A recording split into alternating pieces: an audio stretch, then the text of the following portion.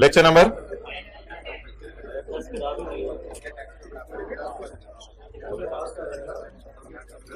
Check कर लो बस। वेयर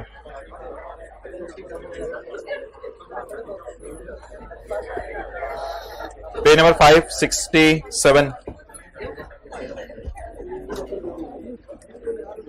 अच्छा, सबसे पहले जो आपको पढ़ने को कहा था,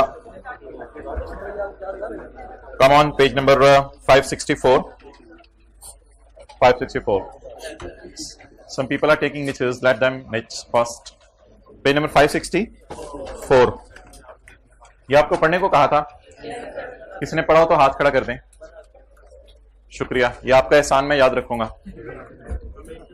आपके अपने ऊपर है आपका एहसान। अगली रो में बैठे, अगली रो में जगह बना दें। अच्छा जी, एग्रीकल्चरल एक्टिविटी कवर्स द, बस ये कुछ बातें बता रहे हैं। Agricultural activity covers the diverse range of activities, for example raising live stock, जानवरों को संभालना बड़ा करना, फॉरेस्ट्री जंगलात लगाना, एनुअल क्रॉपिंग हर साल फसलें लगाना। परनियल का मतलब कितना लोगों ने डिक्शनरी में देखा था? Well done. क्या मतलब पता चला? 2 या 3 साल के लिए जो फसल लगती है उसको परनियल क्रॉपिंग कहते हैं। 2-3 साल जिस फसल का साइकिल होता है। कल्टिवेटिंग ऑर्चर्ड्स, बाग लगाना, चुप कर जाएं मुझे पढ़ाने दें। एंड प्लांटेशंस, पौधे लगाना। फ्लोरिकल्चर, फूल लगाना। Aquaculture, fish farming, not ocean fishing, fish farming. Certain common features exist with in this diversity. इसमें कॉमन फीचर्स हैं। जिन लोगों ने इस बात को नोट किया जरा वो मुझे बताइएगा। इसमें कुछ कॉमन फीचर्स हैं। ये जो जितने जानवर, फल, फूल, पौधे, ये चेंज होते हैं। क्या होते हैं? चेंज। इनमें कैपेबिलिटी ऑफ चेंज है। एसी में कैपेबिलिटी ऑफ चेंज नहीं है। एसी में कैपेबिलिटी ऑफ चेंज नहीं है। फिर उस चेंज को हमारी एंटिटी मैनेज करती है। यार ये तो इधर देख लें, अलाइनमेंट सही रखा करें। और उस चेंज को मेजर भी कर सकते हैं हम। तो एक बात है कि वो चेंज होते हैं, दूसरी बात है उस चेंज को हम मैनेज करें, और तीसरी बात है कि उस चेंज को हम मेजर करें। तो एग्रीकल्चर एक्टिविटी में चीजें पाई जाती हैं। कितने लोगों ने डेफिनेशंस के अंदर ये जो हेडिंग्स आ रही थी इनको इसी तरीके से समझ लिया था कि ये कहना चाह रहा है? कितने लोगों का पता चला? तो यार ये कोशिश किया करें, जिंदगी में कब तक किसी के डिपेंडेंट रहेंगे।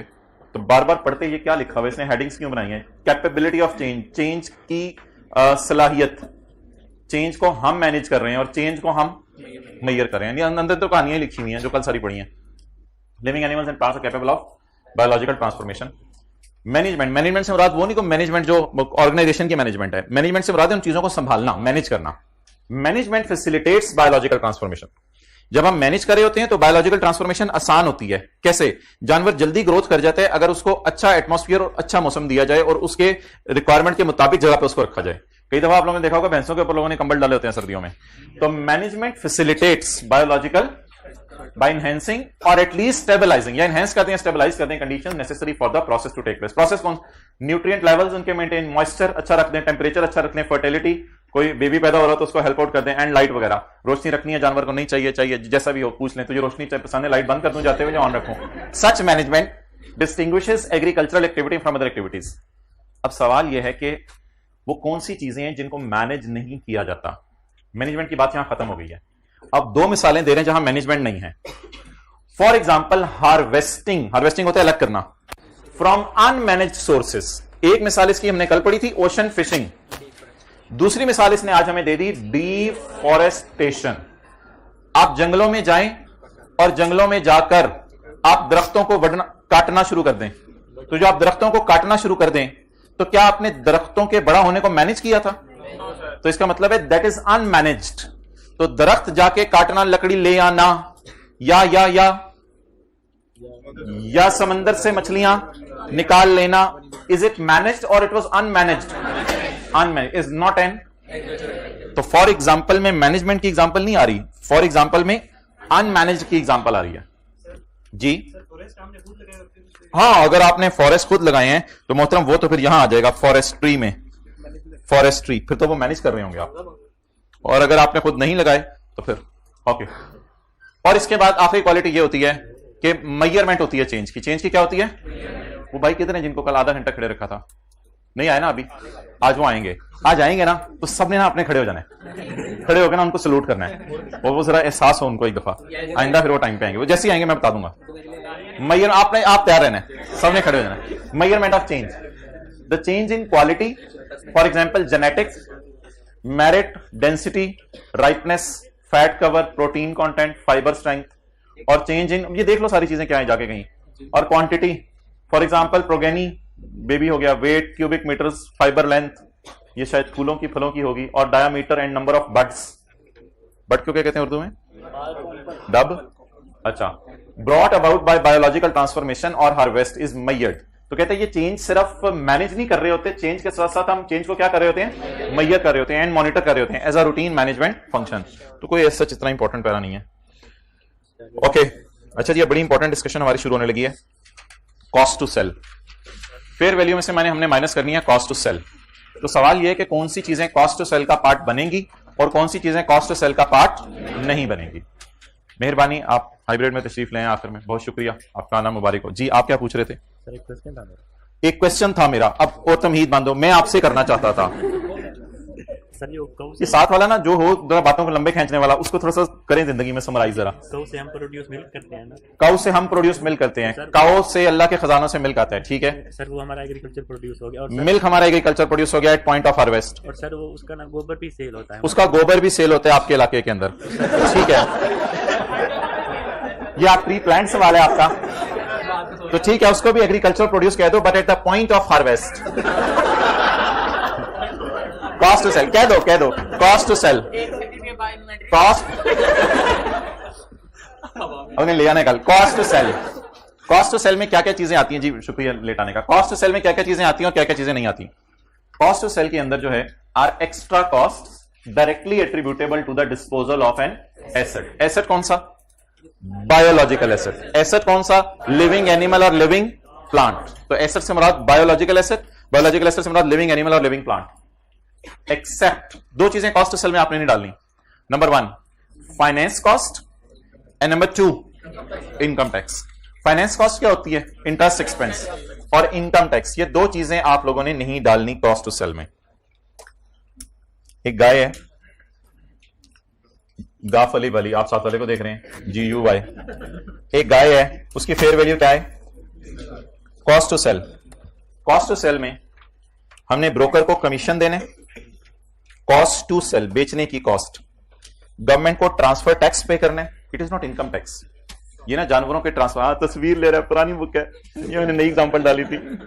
अच्छा, government levy, transfer tax, income tax. ये इनकम टैक्स मैंने आपके से समझने के लिए दे दिया है। असल में इनकम टैक्स ऐसे होगा कि जब आप जानवर को बेचेंगे तो जानवर को बेचने पे आएगा प्रॉफिट, और प्रॉफिट पे गवर्नमेंट वाले क्या मांगेंगे? फेडरल बोर्ड ऑफ रेवेन्यू वाले पाकिस्तान में टैक्स मांगेंगे। तो ये इनकम टैक्स है। इज इट इनकम टैक्स और ट्रांसफर टैक्स? अल्लाह अकबर, आ जाओ आ जाओ भाई, आ जाओ, आपके लिए खड़े हैं ये सारे, जल्दी आओ जल्दी आओ जल्दी आओ, खड़े रहो खड़े रहो खड़े रहो, जल्दी आओ भाईजान, छेती आओ छेती आओ, जल्दी यार, जल्दी आ जाना, शर्म कर, जल्दी आ। नहीं माफी नहीं, आज नहीं माफी, आजा आजा आजा आजा आजा आजा आजा आजा, चप्पलें भी तूने रफ पहनी नहीं है।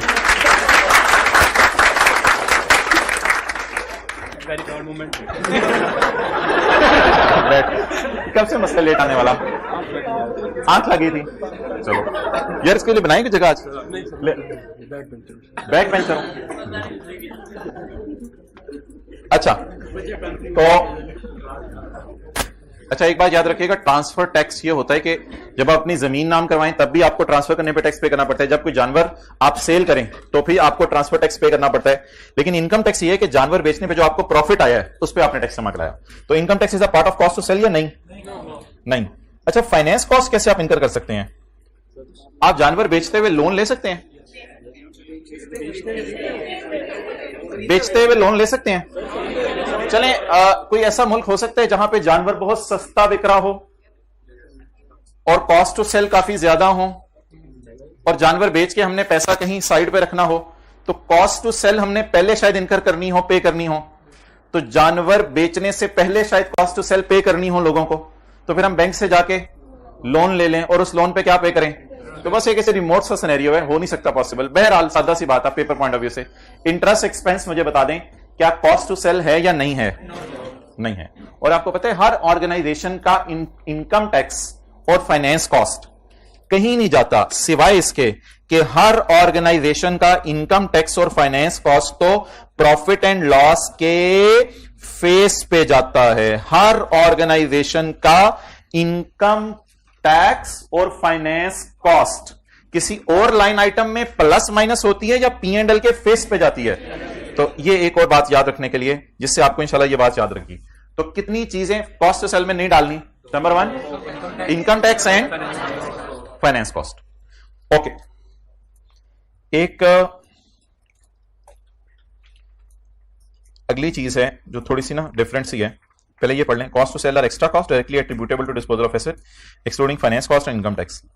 तो फिर मिसालें कौन सी हैं? It includes commission to brokers and dealers, non refundable transfer taxes and duties, अगर वापस मिल जानी है फिर तो माइनस ना करें, non refundable transfer taxes and duties and levies to regulators. ये सारी बात एक ही है ऑलमोस्ट। कमीशन टू डीलर एक अलग बात है और अगली सारी बात एक है, non refundable taxes and duties and levies to regulators. और fair value is a quoted price in active market. अच्छा, एक थोड़ी सी बहस है बड़ी अजीब सी, वो ये है कि transportation at point of sale, not at point of purchase, transportation at point of sale. यानी जानवर की फेयर वैल्यू है 30,000, ब्रोकर को कमीशन देंगे 2,000, गवर्नमेंट को टैक्स देंगे 1,000 और रिक्शे वाले को 500 रुपया देंगे। वो जानवर को उस जगह ले जाएगा जहां आपने उसको बेचना है। It is called as transportation at point of. इसके बारे में IS 41 के एक पैरा है basis of conclusion, part C, जो स्टैंडर्ड का आप लोग यूज नहीं करते और आप लोगों ने यूज करना भी नहीं। उसके अंदर कंक्लूड किया हुआ है स्टैंडर्ड बनाने वाले के कि इसको इग्नोर करना है in cost to sell, just like finance cost और इनकम टैक्स। उसकी लॉजिक उसने ये दिया है कि अक्सर मुल्कों में जो फेयर वैल्यू है वो already net of transportation cost ही कोट होती है। इसलिए आईकैप ने भी एक बार गलती से ट्रांसपोर्टेशन माइनस कर दी थी, लेकिन आईकैप को जब ईमेल की गई तो उसने कहा ठीक है आज के बाद आप लोग अगर ट्रांसपोर्टेशन आ जाए तो उसे इग्नोर कर दें। Transportation for taking the animal to market for the purpose of cell.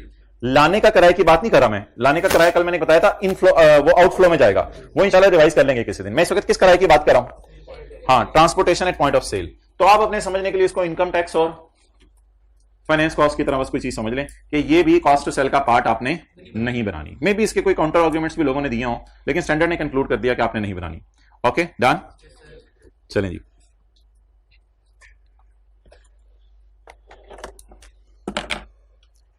अच्छा जी, अब सवाल ये डिस्कशन शुरू होने लगी है कि IS2 के अंदर एक कॉन्सेप्ट है, IS2 के अंदर एक कॉन्सेप्ट है कि आपने अगर इन्वेंट्री बेचनी है तो उसको रिकॉर्ड करेंगे, या इन्वेंट्री आपके पास पड़ी है तो उसको रिकॉर्ड करेंगे लोअर ऑफ कॉस्ट और जो NRV है that is estimated selling price. अब that is estimated selling price, not fair value. So what is the difference between estimated selling price and fair value? Fair value ये होती है जितने की बाजार में बिकती है, एस्टिमेटेड सेलिंग प्राइस कुछ और होती है। अगर आपने इन्वेंट्री का कोई आइटम है वो आपने किसी से बेचने का वादा कर लिया हुआ है कि मैं तुम्हें बेचूंगा, लेकिन बेचूंगा अगले साल, और आपने उससे कहा हुआ है तुम मेरे से मार्केट से 10,000 महंगा खरीदोगे बिकॉज इतनी ज्यादा बड़ी क्वांटिटी में तुम्हें को मार्केट में देगा नहीं। तो इन्वेंट्री का स्टैंडर्ड कहता है आपने एस्टिमेटेड सेल प्राइस लेनी है, ना कि फेयर वैल्यू। यानी जो आपने फ्यूचर में किसी से कॉन्ट्रैक्ट पकड़ा हुआ है, आपकी दुकान है, आपके पास लैपटॉप्स हैं और वो एक लैपटॉप जो है वो 3 लाख रुपए का है मार्केट के अंदर, लेकिन आपने किसी बड़ी फर्म को कहा हुआ है, सीए फर्म को, कि तुम लोगों को 300 लैपटॉप चाहिए, तुम्हें मैं 3,10,000 के दूंगा, इतनी बड़ी क्वांटिटी में तुम्हें लैपटॉप कहीं से नहीं मिलेंगे। उस फर्म ने भी एग्री कर लिया। तो अब बताएं what is the fair value of that laptop? 3 lakh, but what is estimated selling price? तो इन IS2 आप 3,10,000 ही लेंगे। इसकी एक मिसाल भी करेंगे हम FAR2 में। इन IS2 इसको 3,10,000 लेंगे, but in this standard future contract price को आपने क्या करना है? Are not relevant. ये standard estimated selling price minus cost to sell पे रिकॉर्ड नहीं करेगा चीजों को, ये स्टैंडर्ड किस पे रिकॉर्ड करेगा? Fair value minus cost to sell. तो अगर आपके पास कोई 2-3 जानवर हैं जिनका आपने किसी से मुआहिदा कर लिया है कि अगले साल आपको 1 लाख के बेचूंगा, लेकिन मार्केट में 90,000 के हैं, तो बैलेंस शीट में 1 लाख पे शो करेंगे या 90,000 minus cost to sell? 90,000 minus cost to sell, and that will be the fair. Future contract prices are not relevant in measuring the, तो फिर फेयर वैल्यू क्या है?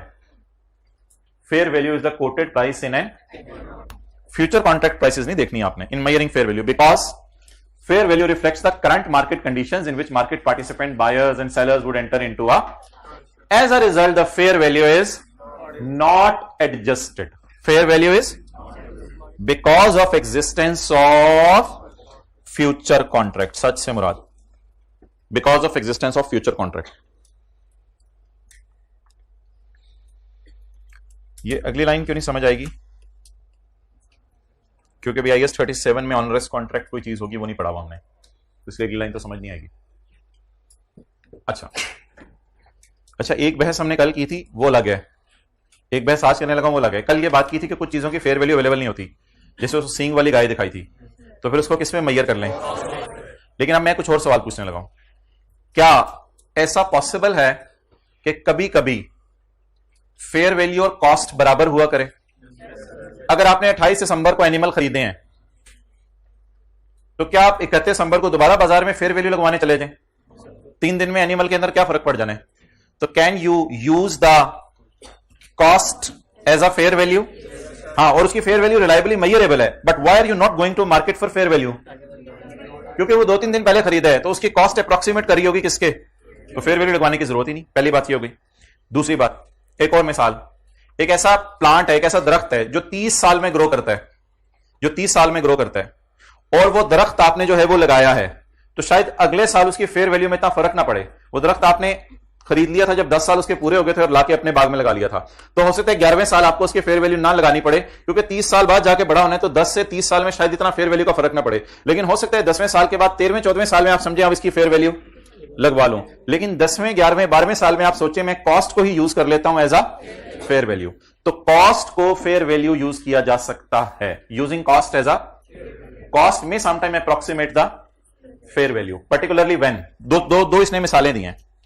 When little biological transformation has taken place, मिसाल दें इसकी, 28 दिसंबर को जानवर खरीदा, 31 3 दिनों में वो क्या हो गया होगा कि महंगा हो गया। Little biological transformation has taken place since initial cost increase. For example, for seedlings planted immediately prior to end of reporting period और newly acquired life stock. Newly acquired life stock की मैंने मिसाल दी है, सीडलिंग्स की मिसाल आप दें।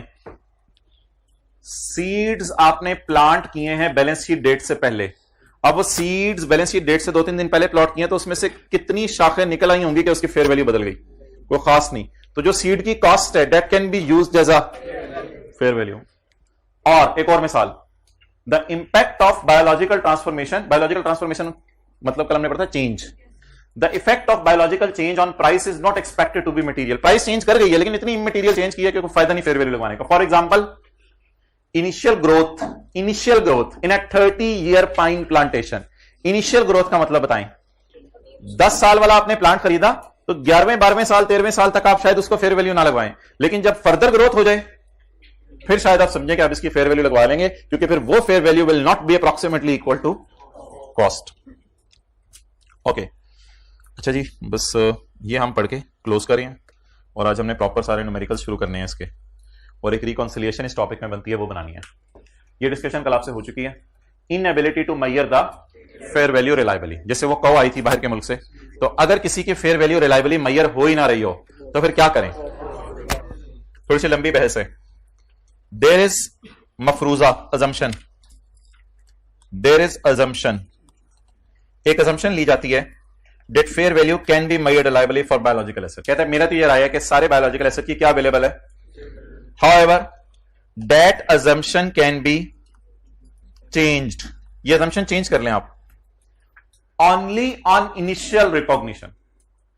खरीदते हुए इस assumption को आप बदल दें only on initial recognition। बताएं जी, इस assumption के अगेंस्ट सिर्फ आप जा सकते हैं खरीदते हुए या subsequent भी? खरीदते हुए इस assumption से आप हट जाएं। For a biological asset for which quoted market prices are not available and for which alternative fair value measurements are determined to be clearly unreliable. Alternative fair value निकालने के तरीके शायद हमारे सिलेबस में नहीं है, वो एक पूरा स्टैंडर्ड है इसके ऊपर। अगर बाजार से फेयर वैल्यू ना पता चल रही हो तो कई और तरीके होते हैं फेयर वैल्यू निकालने के, जैसे फ्यूचर कैश फ्लोज की प्रेजेंट वैल्यू निकाल ली, तो कहते हैं वो तरीके भी कोई ज्यादा रिलायबल नहीं है, तो बेहतर है कि इस assumption को चेंज कर दो आप। इन सच केस फिर करें क्या? The biological asset shall be measured at its less accumulated depreciation and any accumulated impairment loss। और फिर आप उस गाय, वो जो सींग वाली गाय है, उससे पूछेंगे या अंदाजा लगाएंगे कितने साल इसकी उम्र है और एंड पे कितने की बिकेगी, रेजिडुअल वैल्यू क्या होगी। और अगर मार्केट नहीं है तो फिर रेजिडुअल वैल्यू बस जो भी ले लें और खत्म करें बात को, लेकिन रखें IS 16 पे। वी मे अप्लाई IS 16 अगर उसको रखा है, और अगर उसको बेचना है वी मे अप्लाई IS 2। अगर उसको बेचना है तो IS 2, अगर उसको रखना है अपने पास और दूध लेने तो IS 16 लगा दें। और ऑब्वियसली अगर IS 16 लग रहा है तो फिर IS 36 तो लगेगा ही, इंपेयरमेंट टेस्टिंग होगी। But once the fair value of such, बात उसी की हो रही है, biological asset becomes reliably measurable, an entity shall measure at its fair value less cost to sell. Note, depreciation will start when biological asset is mature. Mature कब होता है? मिसाल के तौर पे आपने वही वाली गाय छोटी ली थी जिस वक्त वो स्मॉल थी, बेबी थी, उस वक्त ली थी, तो तब उसे डेप्रिशिएट ना करें। उसका डेप्रिशिएट करना तब शुरू करें जब वो मैच्योर हो जाए। और मैच्योर कब होते हैं? एनिमल्स तब मैच्योर होते हैं जब दूध देने लग जाएं, और दरख्त तब मैच्योर होते हैं जब फल देने लग जाएं। तो इसलिए अगर आपने उसको डेप्रिशिएट करना है तो जैसे होता नहीं था, कैपिटल वर्क इन प्रोग्रेस को डेप्रिशिएट नहीं करते थे, और जब वो मुकम्मल हो जाता था तब उसे, तो अगर आपने कोई बच्चा खरीदा है उसको डेप्रिशिएट ना करें जब तक कि वो बच्चा मैच्योर ना हो जाए। जब मैच्योर हो जाए तब उसको डेप्रिशिएट करना शुरू करें, क्योंकि अगर आपने IS 16 लगाना है तो डेप्रिशिएट करेंगे। थ्योरी लाइन काट दें, ये रेपिटेशन है। अच्छा, अगली लाइन मैंने कल आपको बताई थी, इसका मतलब बता दें। Entity that has previously measured a biological asset at its fair value, जिसने पहले कभी एसेट को फेयर वैल्यू पे रखा हुआ है, continues to measure the biological asset at its until, एक चीज को स्टैंडर्ड नहीं मानता, कहते मैं इस चीज को नहीं मान सकता। IS 38 में उसने इसको माना था, इधर नहीं माना।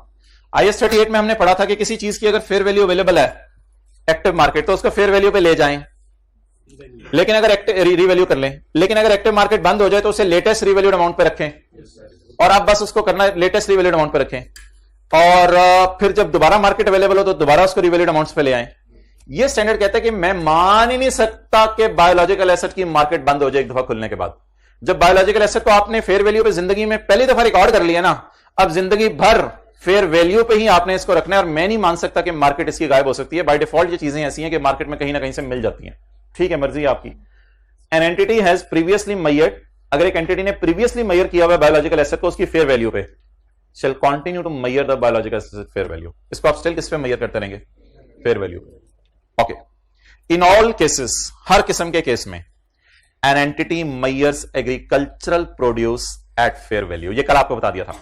एग्रीकल्चरल प्रोड्यूस में ऐसा हो ही नहीं सकता कि मार्केट अवेलेबल ना हो, दूध की मार्केट अवेलेबल ना हो, गोश्त की मार्केट अवेलेबल ना हो। कहता है ये मैं नहीं मानता, ये अंडों की मार्केट अवेलेबल ना हो मुर्गी के, कहता है ये बात मानने वाली नहीं है।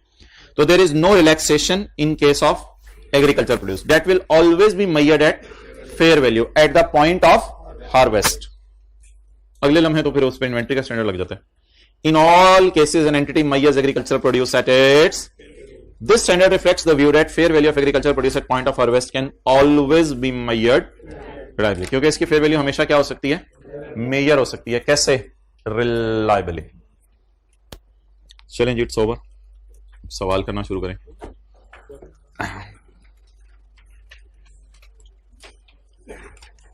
Question number 345, page 560, 580।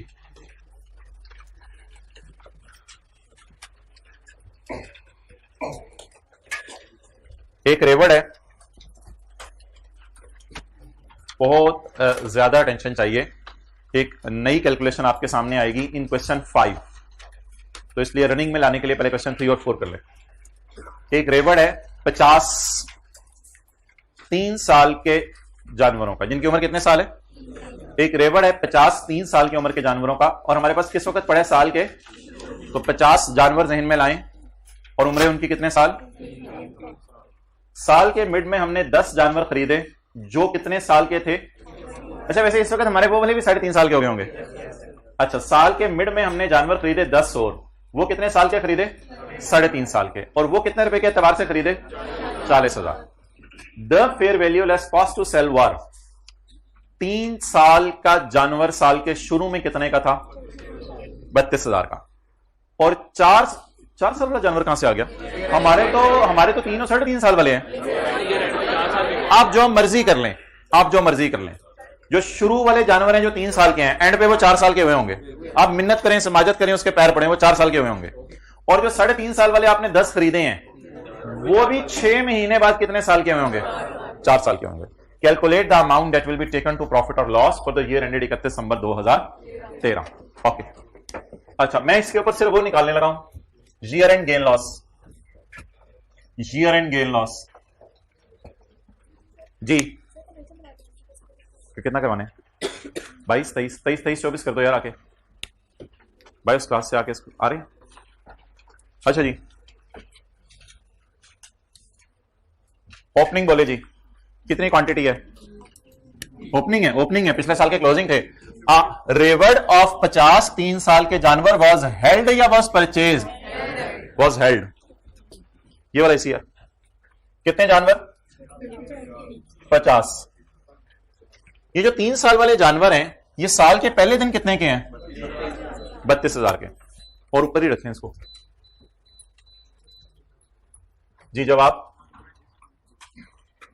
1.6 million, 16 lakh के। अच्छा जी, परचेज 3.5 साल वाले यकम जुलाई 13 को खरीदे 40,000 को। यकम जनवरी 13 और यकम जुलाई 13 परचेज।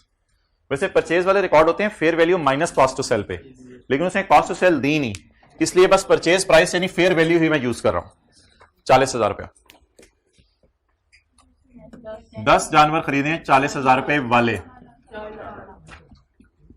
4 लाख।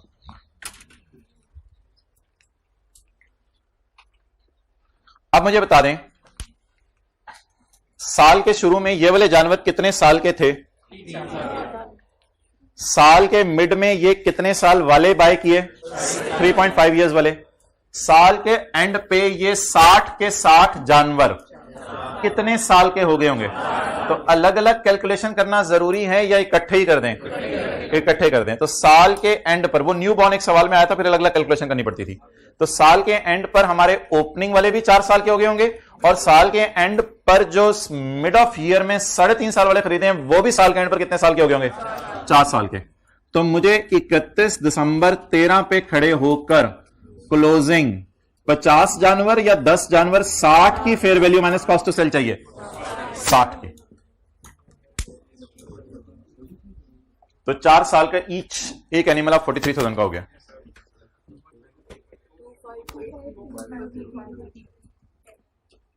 जी 2580,000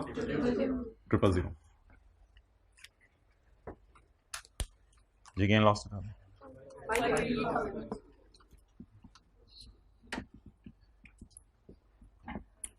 पॉजिटिव में आ रहा है तो गेन 580,000।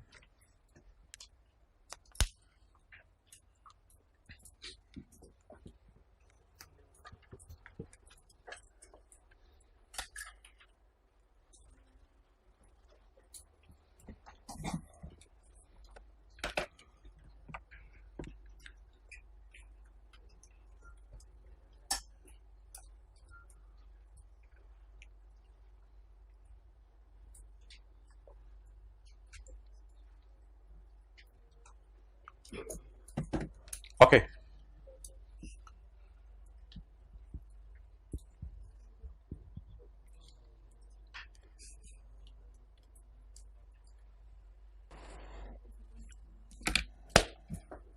क्वेश्चन 4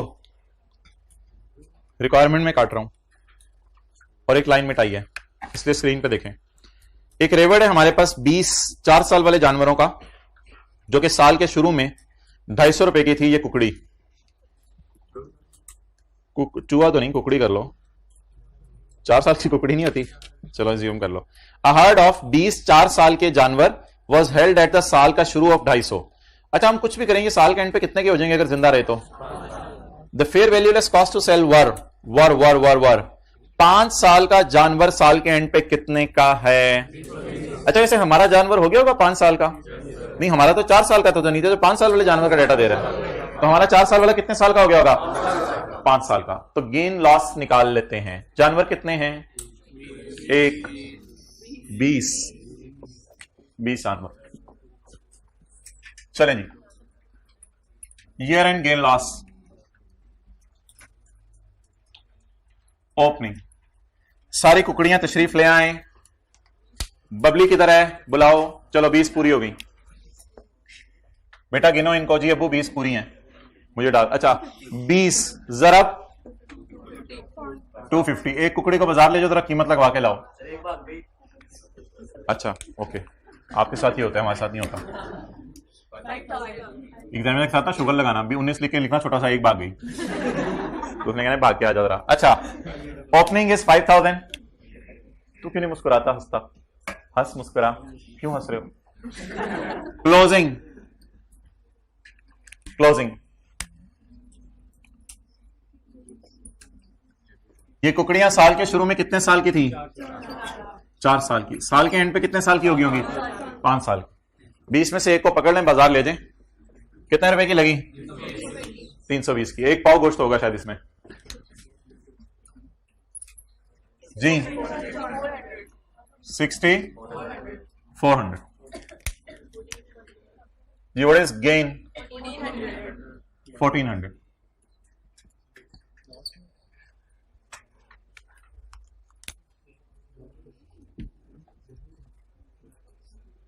ओके, अब होने लगी है गेम ऑन, इसलिए कुतब को उठा दिया जाए। भाई आप भी उठ जाओ,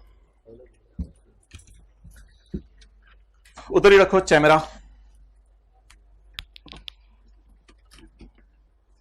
अच्छा भाई इधर ले आओ कैमरा। ये देखिए पर्दे के नीचे क्या है? पर आई एम गोइंग टू हटा इट। अच्छा एक वैसे हमारे पास ये वाला इरेजर भी है, ये वाला, और एक हमारे पास ये वाला इरेजर भी है।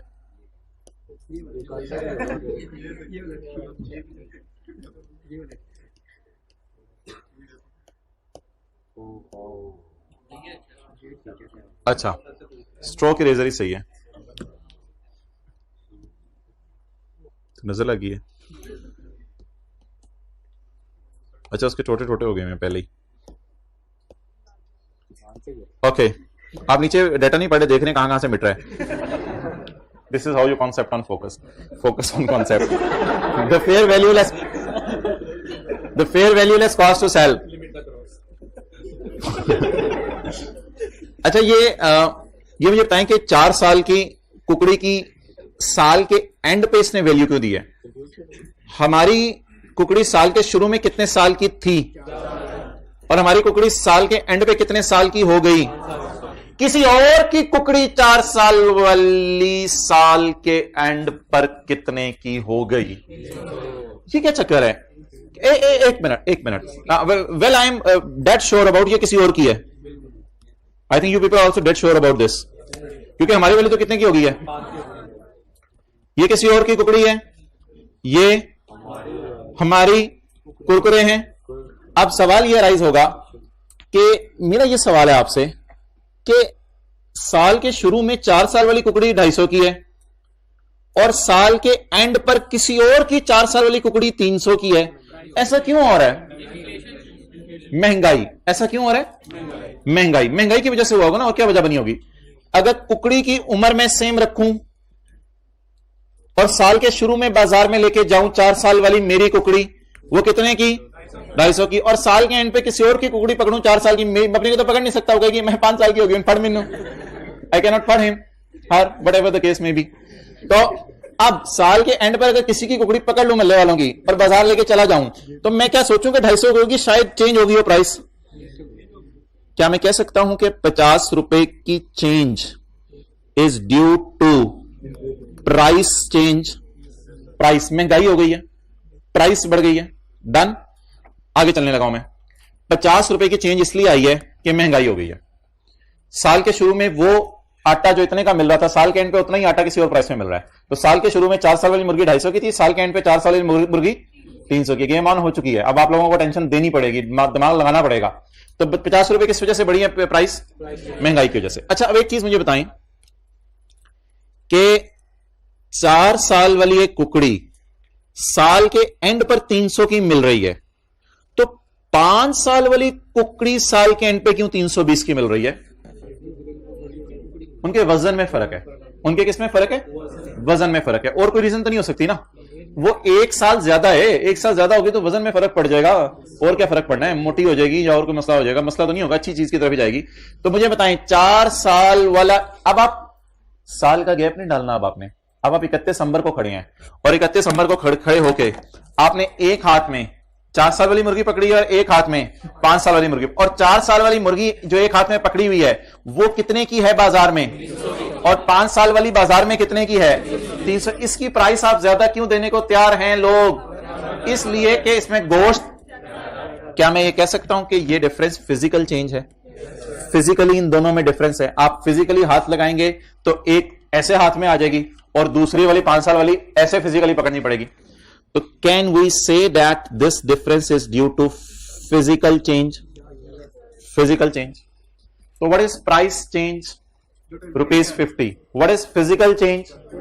₹20। जी, पहले अगर हम इन्फ्लेशन की वजह से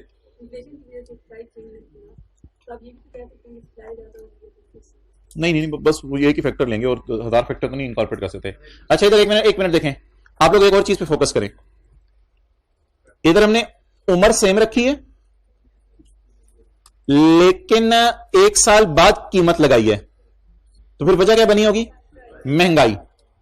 और इधर फोकस करें, हम खड़े उसी दिन है, फोकस, हम खड़े उसी दिन है। और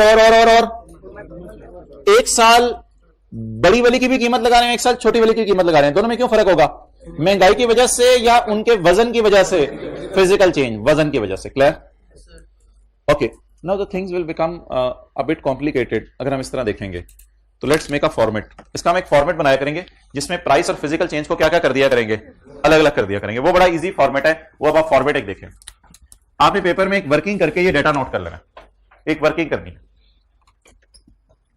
आप सबसे पहले मुझे बताएं, आपने साल के शुरू वाली डेट एक दफा लिखनी है और साल के एंड वाली डेट 2 दफा लिखनी है। बोलें जी। साल के शुरू वाली डेट एक दफा लिखनी है और साल के एंड वाली डेट 2 दफा लिखनी है।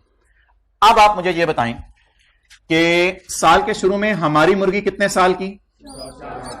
4 साल की। देखते रहे। साल के एंड पे हमारी मुर्गी कितने साल की? क्या साल के एंड पे किसी और की मुर्गी 4 साल वाली हो सकती है? अब ये डेटा आपके सामने आ गया। आप सवाल में जाकर इस डेटे को चूज कर लें, पिक कर लें। 4 साल वाली साल के शुरू में पहले आपने ये फॉर्मेट बना लिया। फॉर्मेट बनाने के बाद आप सवाल में चले जाएं। फॉर्मेट में क्या क्या डालना है जल्दी बताएं। ये साल के एंड वाली डेट कितनी दफा लिखनी है? बस ये याद रखें, साल के एंड वाली डेट कितनी दफा लिखनी है? 2 दफा। और एक साल के शुरू वाली। और अगर परचेज हुई तो परचेज वाली डेट डाल देंगे, बॉर्न हुई तो बॉर्न वाली डेट डाल देंगे। कौन सी डेट? 2 दफा। साल के एंड वाली। हमारी मुर्गी की कीमत सबसे ऊपर रखी, उम्र, और हमारी मुर्गी की उम्र सबसे एंड पे रखी। दरमियान में किसी और की मुर्गी की उम्र रख लें। अब जरा मुझे बता दें कि 4 साल वाली मुर्गी साल के शुरू में, 4 साल वाली मुर्गी साल के शुरू में, ये मुझे पता है हमारी वाली है, ये कितने की है? 250 की। अब रुपीस, इधर आपने ईयर्स तो नहीं, एज, अच्छा कितनी? 250। अब हमारी और उनकी मुर्गी के चक्कर में ना पड़े। अब वो आपने एफर्ट इधर कर लिया जो करनी है। अब से जाके प्राइसेस ढूंढे। 4 साल वाली मुर्गी साल के एंड पे 300 की और 5 साल वाली 320 की। अच्छा, अब आप खुद लॉजिक पे सोचें कौन सी प्राइस चेंज है, कौन सी फिजिकल चेंज है। उधर देखे बगैर साल बाद 4 साल वाली महंगी हो गई। Think on logic. साल बाद वही 4 साल वाली महंगी मिल रही है ड्यू टू प्राइस चेंज। उसी दिन खड़े होके छोटी वाली मुर्गी महंगी मिल रही है, बड़ी वाली मुर्गी छोटी वाली मुर्गी सस्ती मिल रही है, बड़ी वाली मुर्गी, ये क्या वजह बनी होगी? यहां से भी पता चल रहा है, उंगली रख के, फिजिकल चेंज, डेट चेंज नहीं, फिजिकल चेंज। और इधर फिजिकल चेंज नहीं लाए, फिजिकल सेम रखे 4, इधर क्या ले आए हैं? Price change. तो व्हाट डज दिस रिप्रेजेंट? 4 साल वाली मुर्गी साल के शुरू में 250 की पाकिस्तान में मिल रही है, तो 4 साल वाली मुर्गी पाकिस्तान में साल के एंड पे 300 की क्यों हो गई है? ड्यू टू साल में क्या हो गया होगा? महंगाई। और इधर सेम दिन छोटी मुर्गी सस्ती, बड़ी मुर्गी महंगी, क्यों? Physical change. Now what is price change and what is physical change? Price change is ₹50, physical change is, now you will split this 1400, now you will split this 1400। सवाल की रिक्वायरमेंट है प्राइस और फिजिकल चेंज अलग अलग बताओ। इस 1400 के 2 टुकड़े करने हैं अब आपने, वो ऑटोमेटिकली हो जाएंगे। और 1400 में बैलेंसिंग नहीं निकालूंगा मैं, अब बैलेंसिंग क्या निकालूंगा? 60, 400। Let's start. ओपनिंग 20, जरब 250। हमारे पास साल के शुरू में 20 मुर्गियां पड़ी हैं, कितने साल वाली? सवाल की तरफ मत देखो, सारा डेटा इधर आ गया है। हमारे पास 20 मुर्गियां पड़ी हैं साल के शुरू में, कितने वाली? कितना? P&L को 2 हिस्सों में तोड़ देना है। P&L लिख के डैश डैश 2 हिस्सों में तोड़ देना है। Number 1 price, number 2 physical change. अब पकड़नी है आपने क्वांटिटी। 20 मुर्गियां 50 रुपए बाजार में क्या हो गई हैं? महंगी। अब उस 50 को निकालना नहीं, बस पेपर में एज इट इज ये वाला 50 यहां लिख देना है। 20 ज़रब 50, what ever it may be, leave it. और वही हमारी वाली 20 मुर्गियां साल के शुरू में 4 साल की थी, साल के एंड पे तो 5 साल की हो गई। तो अब इनके अंदर ये जो डिफरेंस आया, ये क्यों आ रहा है? किसी की मुर्गी सस्ती, हमारी मुर्गी क्यों महंगी? इसलिए कि वो मोटी हो गई है, फिजिकल चेंज। 20 मुर्गियां इंटू ₹20, 20 मुर्गियां इंटू ₹50। अब यूजर को हमने ये चेंज कैसे कैसे बता दी? प्राइस चेंज अलग बता दी। We will be very lucky अगर इनका टोटल क्या आ गया? 1400। अगर इनका टोटल 1400 आ गया, 50 20 बार 1000, इनका सब टोटल यहां कर लें ताकि आपकी तसल्ली हो जाए। P&L की फिगर डायरेक्ट निकल आई है, बैलेंसिंग डायरेक्ट कैलकुलेटर पे निकालिए, बैलेंसिंग तो नहीं निकालिए। अब आप टाइम जाया मत करें, अब थोड़ा सा जिंदगी आसान कर लें। इस फिगर को आप क्या निकाल लें? बैलेंसिंग। पहले मैंने आपको ये कैलकुलेशन कराई थी, उस सवाल में अलग अलग मांगा नहीं था। फिर मैंने आपको उस रिदम के ऊपर ये कैलकुलेशन करवाई, लेकिन फिर ये वाला सवाल मैंने 2 तरीके से करवाया। ये वाला सवाल एक इस तरीके से किया, पुराने तरीके से, और फिर नए तरीके से। जी, क्लोजिंग बैलेंसिंग बता दें। 6400। और पेपर में ये करके आएंगे, इसको क्रॉस करेंगे। क्रॉस क्यों करेंगे? सवाल की requirement, calculate gain loss separately. Price change अलग बताएं और फिजिकल चेंज अलग बताएं।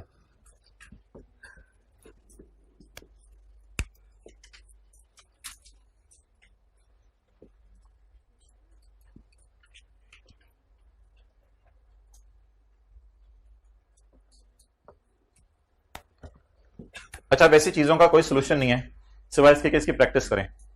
तो मैं 5 मिनट आपको दे रहा हूं, एक सवाल आप करें, फिर क्वेश्चन 5 इकट्ठे करेंगे। पहले यहां तक नोट कर लें, ना देखें, सोल्यूशन भी नोट हुआ हुआ है।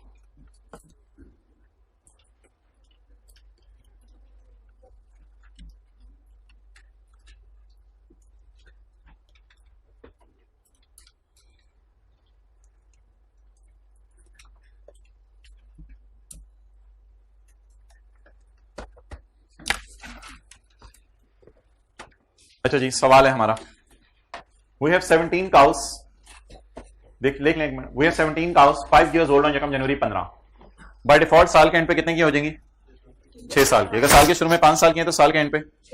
बाकी डेटा मैंने आपको दे दिया है, अब प्राइस और फिजिकल चेंज बना ले साला खुद। और वो लकीली मैंने डेटा आपको उसी फॉर्मेट पे दे दिया है जो हमने वर्किंग करनी थी। तो ये क्वेश्चन है, इसका आंसर करें। प्राइस फिजिकल चेंज अलग अलग निकालें।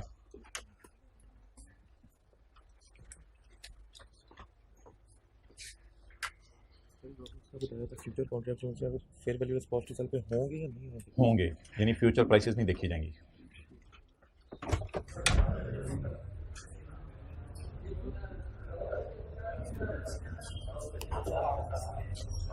जी टैक्स के कुछ टाइम की बुक चल रही है। अभी तो ICAP की बुक आने तो सेल्स टैक्स का रेट चेंज हो रहा है 18%। बाकी तो अभी बुक आएगी तो पता चलेगा, ज़्यादा चेंज नहीं है।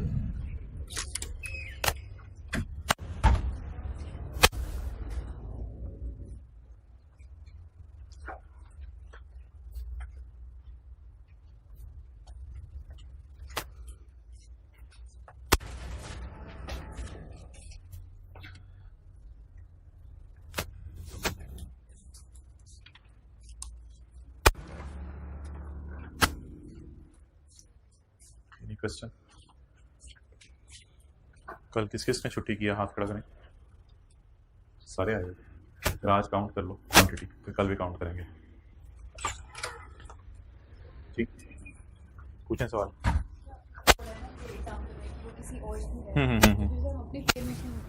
नहीं नहीं नहीं नहीं, हम तो बस ये देखना चाह रहे हैं कि हमारा जानवर साल के शुरू में कितने का है, 5 साल का, और हमारा जानवर साल के एंड पे 6 साल का। तो हमारा जानवर 60 से 84 है। क्या इसकी सिर्फ ये वजह होगी कि हमारे जानवर की उम्र बढ़ गई है या मार्केट में महंगाई भी होगी? वो फैक्टर जानने के लिए किसी और के एनिमल का रेट लगवा रहे हैं। जी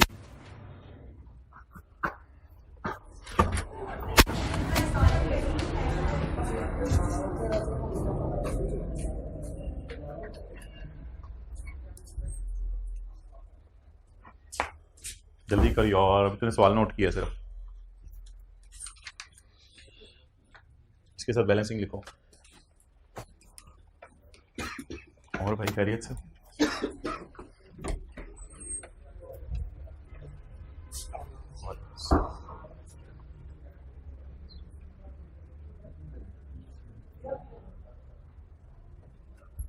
स्टूडेंट क्या, और इधर भी नहीं, कॉल ट्रेस करो।